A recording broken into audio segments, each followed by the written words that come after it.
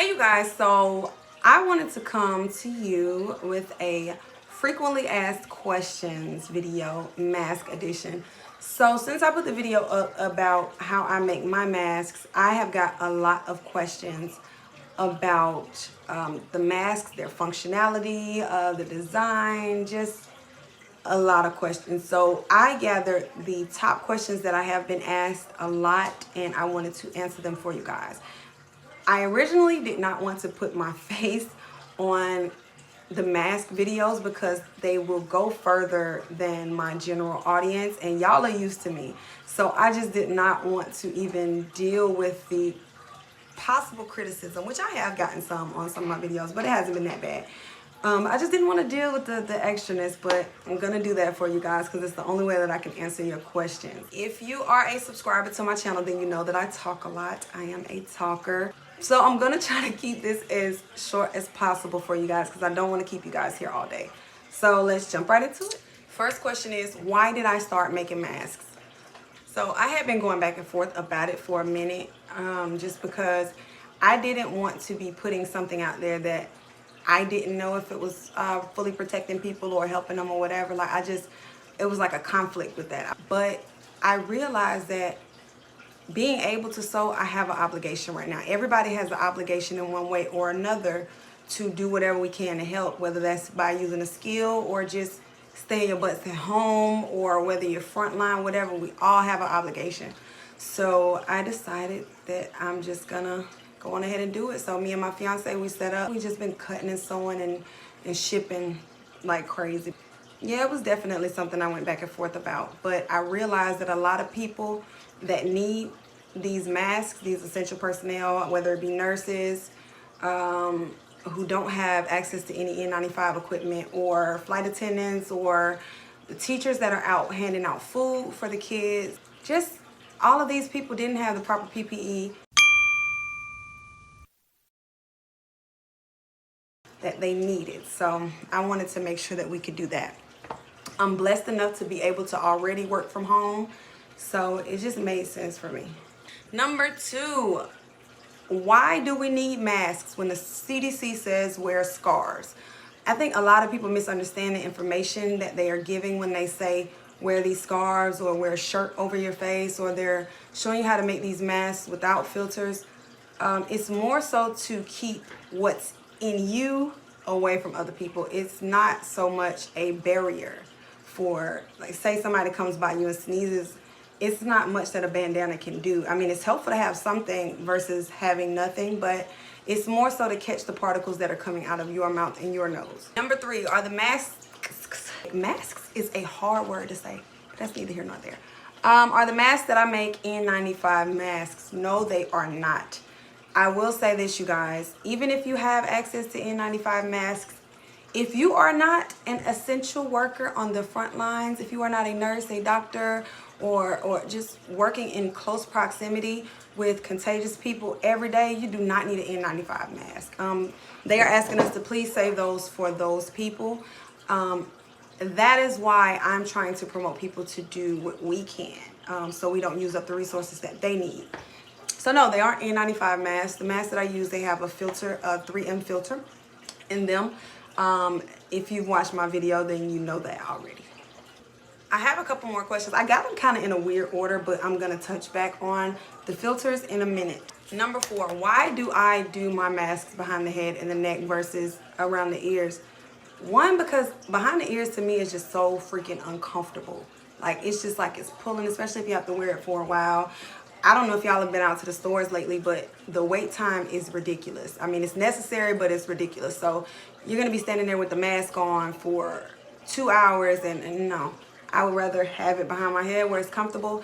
And it seems like a lot of the ones with the ears, unless you pleat them correctly, they will leave big gaps on the side. So I just prefer to do it like this. It's just more comfortable and it's more functional in my opinion. Okay, so you guys, number five, are the filters, the AC filters that I recommended using, are they safe to use and to breathe in these masks? First of all, let me say this. Do we really know what's safe and what's not safe? Because something can be safe this week, unsafe next week, or whatever, vice versa. So I have done my research, and I'm a nerd, so I do my research before I do anything, before I present anything to anybody. And I have seen way more yays than I've seen nays, so that's enough for me for right now. These filters do not contain fiberglass. From what I gather, they're actually used in lieu of fiberglass filters. They are a I'm gonna probably say it wrong, electrostatic filter, which is just like cloth folded, pleated. And I think that's exactly what they call them, pleated air filters. These are not the fiberglass filters.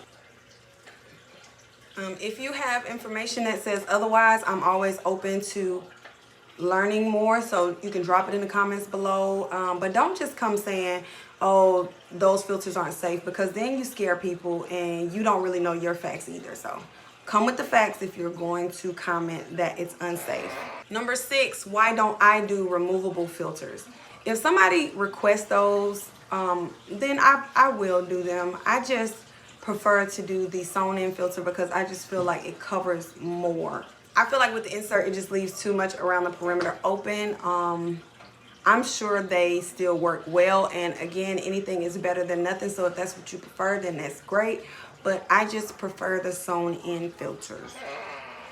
Number 7, how do I clean my mask? Every time I go out and I come back in, I Lysol my mask really good, or I use my hand sanitizer and I just darn near drench it. I made a mistake and did it one time while it was on my face. That kind of sucked. But yes, you definitely want to disinfect, because if those germs come in contact with the outside of your mask and then you take it off and you put it back on, like, you just don't want those type of problems. So disinfect. I surface clean if I have to.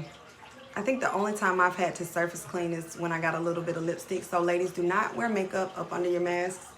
And if you do, wear the disposable one up under it.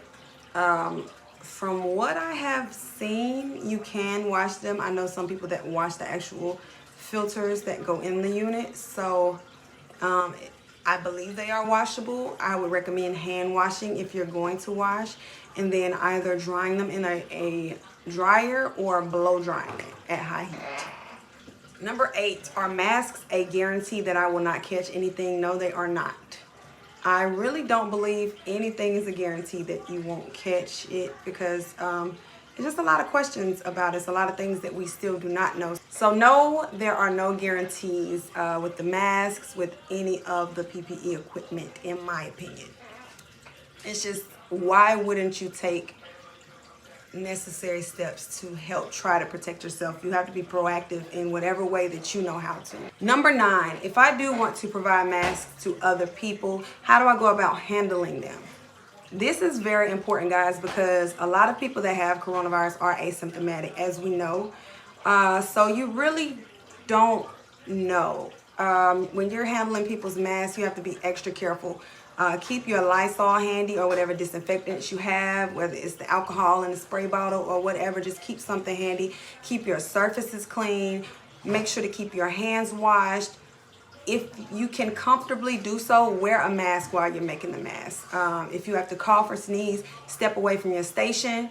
And what I like to do is, as I told you guys in my other video, I like to disinfect my masks even after I'm done with them, and then I immediately seal them in Ziploc bags. And they are not opened by me again unless somebody changes their order, and if they do, then I just re-disinfect them. But you definitely want to be careful, because you don't want to be a carrier and you're trying to help people, but you end up hurting somebody. So yes, be very careful. Oh, another thing, guys, your materials. You definitely want to make sure that your materials are sanitized before you use them. Make sure your elastic is sanitized. Make sure your fabric is pre-washed to get rid of any germs that may be on it. A lot of people do have allergies as well. So you want to make sure that the fabrics are free of just any type of debris, dust, dander, just anything. Number 10. A lot of people have been telling me that they do not have access to the materials that I have listed in my video, but that's okay. I feel like anybody can make a mask from something in their house. For fabrics, an alternative that I would recommend are old sheets. It could be a flat sheet or fitted sheet. The bonus of a fitted sheet is that it does have elastic around the perimeter. So if you cannot find elastic and you are just making masks for yourself, all you got to do is cut out the elastic from around the perimeter, measure it around your head, and use that along with the fabric from your sheet. I see that a lot of people are using coffee filters, vacuum cleaner bag filters. Of course, do your research on these materials, but there are people using interfacing. If you are a designer or seamstress, then you likely have interfacing laying around. Pellon is the brand that I've been seeing. That's the only brand I really use anyway, so I don't know any other ones, but those are all materials that you can use. If you have hair ties, you can use hair ties to do the loops around the ears, to do those types of masks. You can use shoestrings and just tie them around your head. If you do not have a sewing machine, you can use a needle and thread, which I will try to get a video to you guys on how to do the no sewing machine methods for a needle and thread, and also using hot glue. Just use whatever you have. Anything is better than nothing. Like they said, even if you have to wrap a bandana around your face and go outside, it is better than nothing. Okay guys, so those are the main questions that I've been getting asked. If you have any other questions for me, feel free to leave them in the comment section below and I will answer them in the comments. Yeah, I think I touched on everything, but I know sometimes I do miss stuff, so just let me know. If you have not seen my other video, please check it out on how to make the face mask with wire and a filter. All right, you guys, I hope this video helped you out in some kind of way. I hope y'all are being safe out there. So please continue to practice social distancing, guys. And if you can, stay your butt in the house. That's what I've been telling all my friends, my family, everybody. Just stay in the house. It's not that serious. Use this time to pick up a hobby, or expand on a hobby that you already have, or catch up on some work. Enjoy your family. Read your Bible. Do whatever. Like, it's so many things that you can do. But please, please, y'all, we got to get this under control. And if you have to go out, please keep yourself protected. All right, you guys. Until next time.